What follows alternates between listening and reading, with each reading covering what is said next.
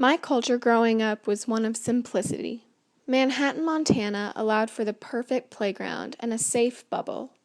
If I wanted to learn something from the outside world or see something or someone different than my lifestyle, I would have to use the media or books. My culture was something that celebrated slow growth and homogeneous people. When I moved to Georgia when I was 11, that culture altered and allowed for a new perception and different people and perceptions that I had only seen in the media or books. It wasn't until my mom had to move to Indiana, though, that my celebrated culture of slow growth and routine was thrown away and I had to alter everything in order to keep up.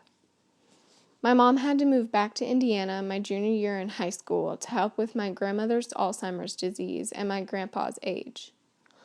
Although shocking, it was an adjustment I understood. After all, I grew up in a culture where I knew an entire town. Helping people, and especially family, is no question. What was a huge adjustment was the fast growing up I had to go through, while everyone around me still seemed to be moving slowly. I seemed to skip steps that America's culture celebrates in media. Instead of worrying about boys and cars and even schools, I was worrying about bills and my suddenly separated family.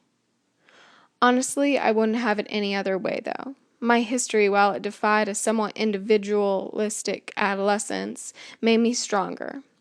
My twin brother and I grew closer than ever, and my appreciation of my family, even if it is a bit dysfunctional, also grew. My growing up the way I did also allowed me to become more selfless and more forgiving. It would have been easy to blame my mom for leaving and resent my dad for going through depression instead of fighting for a marriage and trying to make the most of a situation. And while it's been harder, not choosing that path has allowed me to be smarter, more prepared for what life throws at me, and grateful for things that an American culture often seems to value, like family.